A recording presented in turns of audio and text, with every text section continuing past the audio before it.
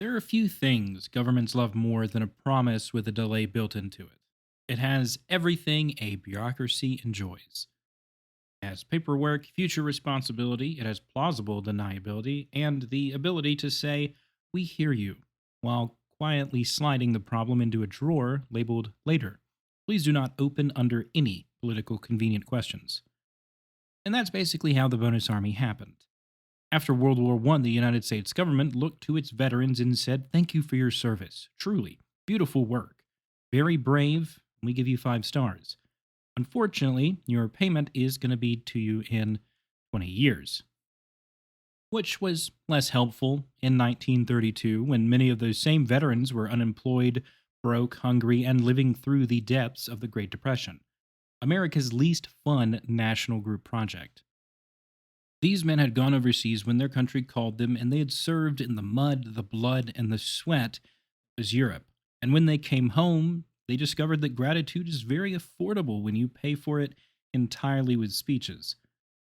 So they marched on Washington, not to overthrow the government and not to burn the Republic down, and definitely not to start some mustache twirling revolution with matching pamphlets and suspiciously dramatic hats.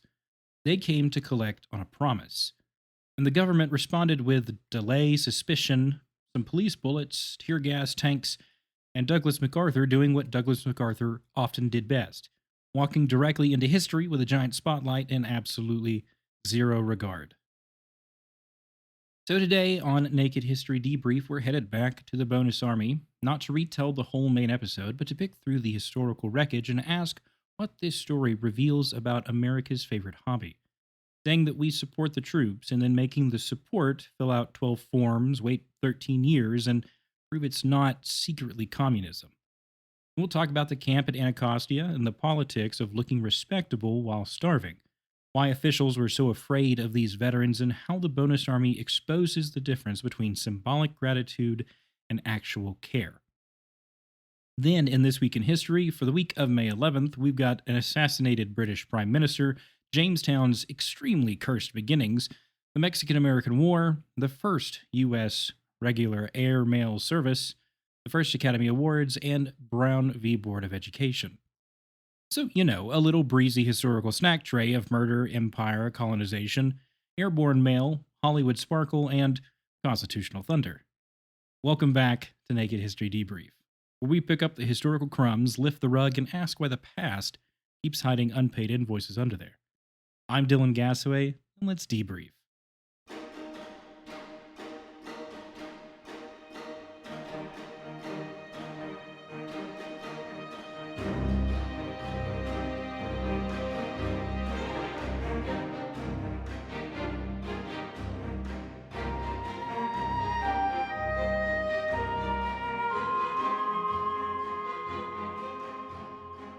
Now, one thing I wish that we had spent a little bit more time on in the main Bonus Army episode is that the camp itself is not just a backdrop. It's not just where the story happened, the camp itself is the argument. The veterans built their largest settlement on the Anacostia Flats across the river from central Washington, D.C. And when I say settlement, I don't picture a cozy historical village with a gift shop and a woman named Linda selling beeswax candles. Picture scrap wood, tin, cardboard, smoke, mud, and mosquitoes with the confidence of small aircraft. Men were sleeping in shacks, and families were trying to make a life out of almost nothing. And a whole city of desperation assembled within sight of the federal government. That camp said something. And it said, "Look at us. Look at what thank you for your service looks like when the parade is over. Look at what delayed compensation means when people are hungry now." And the bonus army knew exactly how carefully they had to manage that image because poor people gathering in large numbers have always made powerful people nervous. And poor people gathering in large numbers in the capital, well, that makes the official imagination start chewing through furniture. And the veterans understood that if newspapers or politicians could paint them as a mob, public sympathy would vanish faster than a congressional promise during an economic crisis. And so they organized.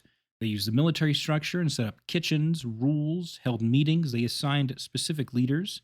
They were tried to keep alcohol out, but the military can't help themselves sometimes. And they policed themselves, however, and emphasized the discipline. And this wasn't accidental, it was all strategy. They were saying, "We're not chaos, we are veterans, and we know order. We know discipline, and we know how to stand in formation, while someone with a louder hat tells us how to do something unreasonable." And more than that, they were saying, "We are not enemies of this country. We are proof the country has unfinished business." And that's what made the bonus army so powerful and so inconvenient. Because America loves veterans as symbols: the noble soldier, the brave doughboy, the man in uniform marching under the flag. And that version is easy to applaud. But the bonus army brought a different version to Washington: the unemployed veteran, the hungry veteran, the angry veteran, the veteran with a family in a shack. A veteran saying, "Actually, I would like the thing you promised me, and I would like it before the heat death of the universe." But that's harder to put out on a poster. And because it was harder, officials reached for an old, reliable tool: suspicion. Now, the bonus marchers were accused of being radicals, agitators, subversives, the usual grab bag of labels that power uses when people with legitimate grievances become inconveniently visible. Were there radicals in Depression era America? I mean, absolutely. The country was in economic freefall. Bread lines were long, banks were failing, Hoovervilles were popping up like extremely depressing mushrooms, and political anger was very real. But most bonus marchers were not trying to overthrow the government, they were just trying to get paid. And honestly, if asking the government to honor its own law counts as radicalism, then the real extremist in this story is apparently the calendar. Now, the camp at Anacostia mattered because it forced a visual contradiction into the open. The United States could celebrate these men as heroes in memory, while tolerating them as poor and desperate in reality. And the veterans made that contradiction impossible to ignore. They built a city out of the gap between gratitude and policy, which is a very poetic sentence, but a very terrible housing plan. Now, the part of the bonus army that keeps sticking with me is the difference between symbolic gratitude and material care.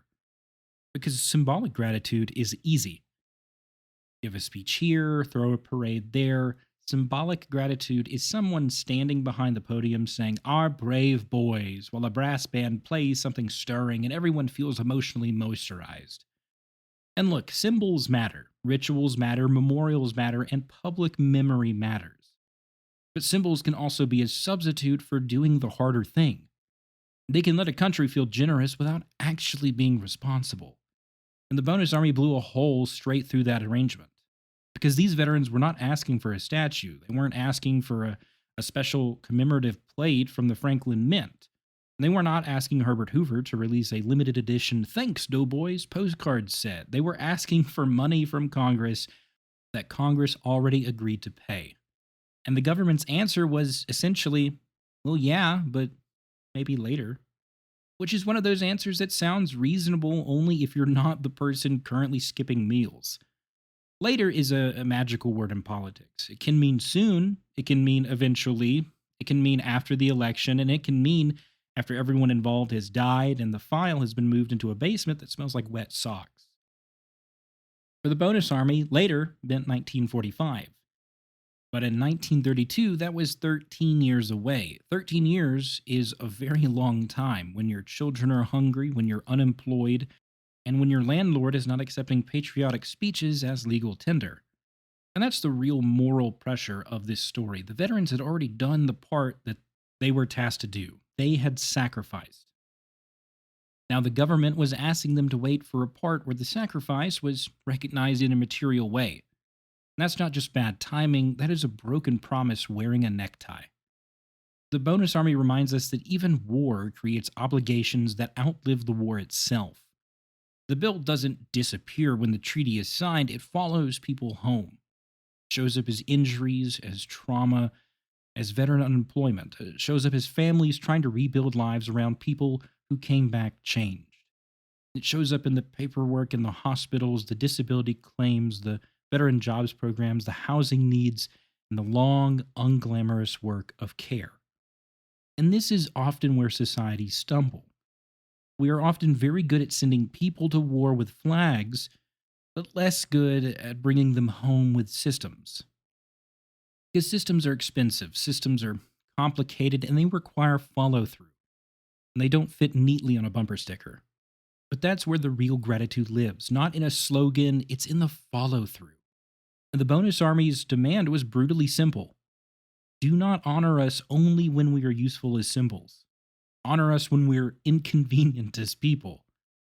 And that's the part that still lands because every generation has to decide whether support means applause or action, and history is not subtle about which one keeps people alive. Now, before we get too into this debrief, I want to do a little myth busting because the Bonus Army is one of those episodes where people sometimes flatten it into two very tidy versions. Version 1 is the bonus marchers were perfectly noble veterans, every single one of them a flawless marble statue of democracy, kindness, and appropriate campsite sanitation. And the second version is they were a dangerous mob, probably full of radicals and definitely suspicious, and the government simply had no choice but to respond with the full subtlety of a rhinoceros in a chandelier store. But both versions are too simple, and you know how we feel about too simple history here. We put it in a burlap sack and make it explain itself a little bit of nudge. Now, the Bonus Army was a large protest movement during the worst economic crisis in a modern American history. That alone meant tension. Thousands of people came to Washington. They were hungry, they were frustrated, and some were angry, some were sick. Some accompanied by their families, some others not. Conditions in the camp were rough. Local officials worried about sanitation, public order, disease, and what might happen if the situation had dragged on. And those concerns were not imaginary, but neither do they justify treating the entire movement like an invading army. The overwhelming heart of the Bonus Army was veterans asking for early payment of benefit that had already existed. Their language was patriotic, their structure was disciplined, and their leaders understood that public sympathy was their most valuable weapon. And they tried very hard not to hand the government an excuse to crack down. And this is why the accusation of radicalism is so important. Because during the 1930s, radical is a very convenient label. It could mean a genuine revolutionary. It could mean a labor organizer. It could be someone who had read Marx. It could mean someone who wanted food. It could be even a man standing near a sign that made a banker uncomfortable. And the label did a lot of work. In the Bonus Army's case, it allowed officials to shift the conversation. Instead of asking, why are thousands of veterans desperate enough to camp in Washington? They could ask, who is manipulating these men? Instead of asking, what do we owe them? They could ask, how dangerous are they? And once the question changes, the answers change too. If they are citizens with a grievance, you negotiate. If they're a security threat, you deploy force. And that is exactly the danger. Once a government starts seeing suffering as disorder, compassion becomes optional. The Bonus Army was not perfect. No movement is, but if you put thousands of human beings in a muddy camp during a heat wave and economic collapse, and you're not going to get a fully curated museum exhibit of ideal behavior, you are going to get pure, unadulterated humanity. It's messy, it's tired, it's hungry, but it's humanity nonetheless. But the response on July 28, 1932 went far beyond, let's manage a difficult situation. Police bullets killed 2 veterans, and the army came in with their cavalry, infantry, tanks, and tear gas.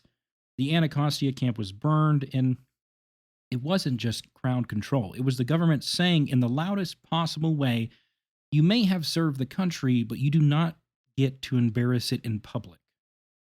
And America saw the smoke. Now it is time for our This Week in History, the week of May 11th. And this week, history has proposed a very good tasting menu.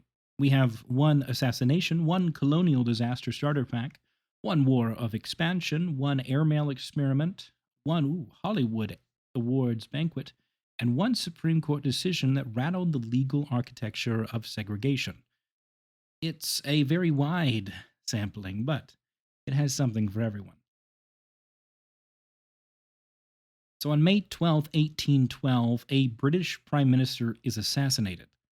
On May 11th of 1812, British Prime Minister Spencer Perceval was assassinated in the lobby of the House of Commons.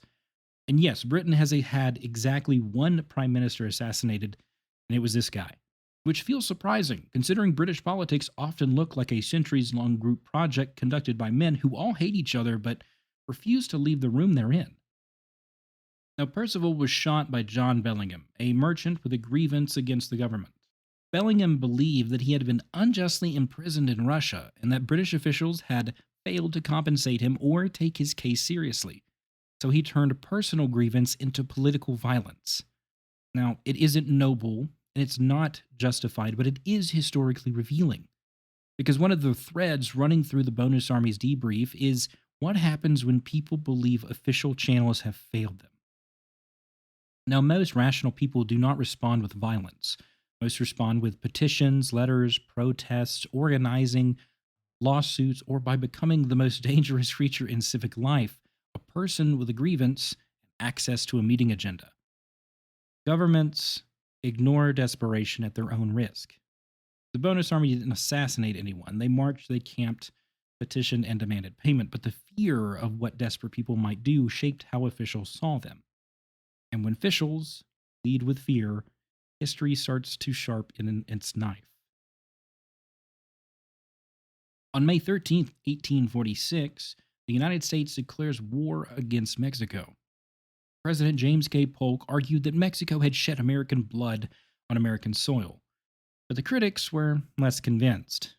A young Abraham Lincoln, still in his Congressman with Questions era, challenged the administration to specify exactly where this blood had been shed.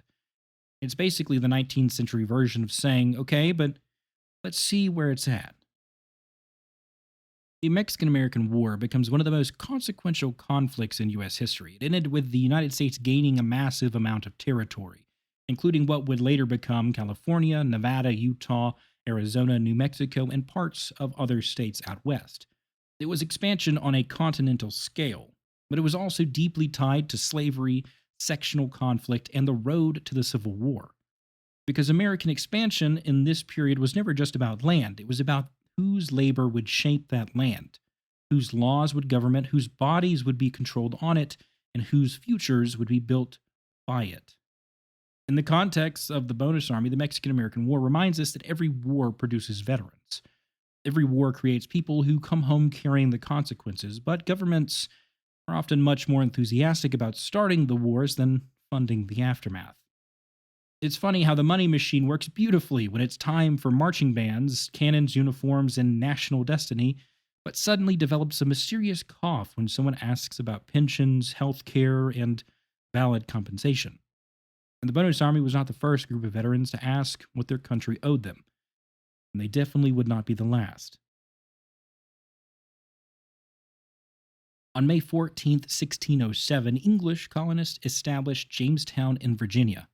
And this is one of those textbook dates that often gets dressed up as a very clean origin story. The very first permanent English settlement in North America, very historic beginnings, brave colonists, and a wooden palisade. A paragraph in a fifth grade textbook that somehow smells like laminated worksheets. But Jamestown was not a neat little seed of democracy planted on heroic soil. Jamestown was a disaster with a fence. The colonists faced disease, starvation, brutal internal conflict, incompetent planning, and violent tensions with the Powhatan peoples whose land they had entered. Now, the settlement survived, but barely, and barely is doing a lot of work there. Jamestown is important because it becomes the foundation point for English colonization in North America, but it's also important because it forces us to look at the uglier machinery underneath that foundation. Hunger, extraction, violence, ambition, and the belief that other people's land could be turned into someone else's opportunity. And this connects to the Bonus Army in a broader way. American history is full of promises. Promises of land, of freedom, of opportunity, of protection, and a reward for one's service. But the fine print has always mattered. Who gets the promise? Who pays for it? Who is excluded? And who gets told to wait? Who gets told the system is working as intended even while they're standing there holding the broken pieces? The people who were supposed to benefit showed up and said, "Fantastic, we would like the promise now." And the government looked deeply offended, as if the veterans had committed a social faux pas by remembering their promise. In 1918, on May 15th, the United States launched its first regular airmail service, initially connecting Washington, D.C. to Philadelphia and New York. Now today, Sounds quaint. We live in a world where you can send a message across the planet instantly and still feel personally attacked if someone leaves you unread for 12 minutes. But in 1918, regular airmail was a very big deal. Early aviation was still very dangerous, experimental, and powered by large canvas, courage, and the belief that gravity was more of a suggestion than a law. The first airmail pilots helped prove that airplanes could be used for practical government and commercial services, and not just war, stunts, and making crowds point upwards while saying, "Is that supposed to sound like that?" And the timing mattered, because 1918 was the final year of World War I. Aviation had developed rapidly during the war, and technology moved fast because war has a horrifying talent for speeding up invention. And then after the war, those tools and skills started filtering into civilian life. And that's one of the strange patterns of history. War breaks things, and war builds things, and war accelerates things. But people have to live with that aftermath. The airplane gets a new civilian purpose, and veterans get a train ticket home and a future that they may or may not have room in. America had learned how to send its men across the ocean, but it had not yet learned how to bring them all the way back home. On May 16, 1929, the first Academy Awards ceremony was held in Hollywood, and it lasted about 15 minutes. That's right, 15. Modern Oscar ceremonies spend 15 minutes just trying to explain why a celebrity is standing next to a car that no one had asked about.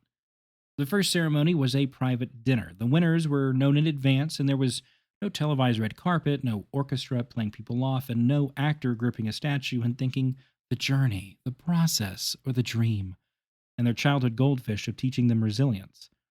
It was a smaller, quieter, much less likely to include a 3-hour runtime and a discourse cycle.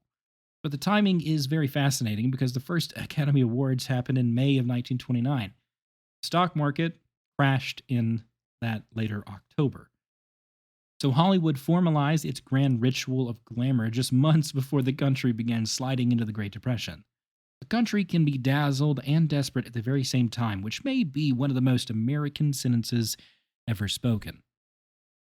And finally, on May 17, 1954, the U.S. Supreme Court issued its decision in Brown v. Board of Education, ruling that racial segregation in public schools was ruled unconstitutional.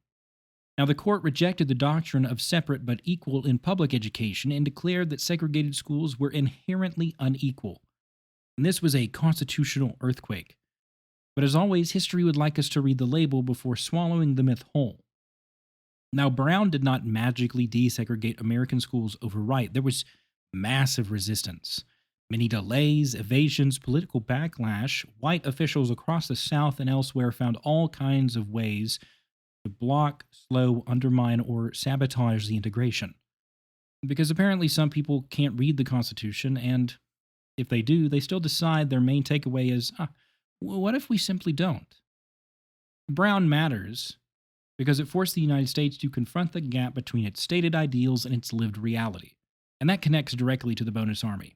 It's a different issue in a different era with different stakes, but the same historical tension is there. America makes promises: equality, liberty, and justice, service honored, rights protected, opportunity available, and government accountable. But then people have to fight to make those promises real. The bonus army asked the government to honor a promise made to veterans, and the families in Brown asked the nation to honor the constitutional promise of equal protection. In both cases, the promise did not enforce itself. The people had to demand it. And that's one of the great reoccurring truths in American history. The country loves promising things. The hard part is making it keep them. Well, gang, that is it for this episode of Naked History Debrief. We revisited the bonus army, the camp at Anacostia, and the politics of fear, the incredible elasticity of government delay, and America's long-running struggle to turn thank you for your service into something that can survive contact with rent. If you enjoyed this episode, follow Naked History and leave a rating or review, and definitely share it with someone who likes their history accurate, weirdly relevant, and just snarky enough to need a congressional hearing. You can also follow the show on social media for episode updates, behind-the-scenes extras, and extra rabbit holes that start as quick research and end with me muttering at a dead senator from 1932. And as always, next time, we'll rip the fig leaf off of another strange, dramatic, and probably poorly supervised corner of the past. Until then, I've been Dylan Gasaway, and as always, This has been Naked History Debrief. Remember to keep asking what the past is trying to tell us, and remember, if the government says the check is in the mail, always check the year. And as always, remember to stay cool, stay weird, maybe stay a little chaotic, and stay naked, historically speaking, of course. Have a good one, and we'll see you in the next episode.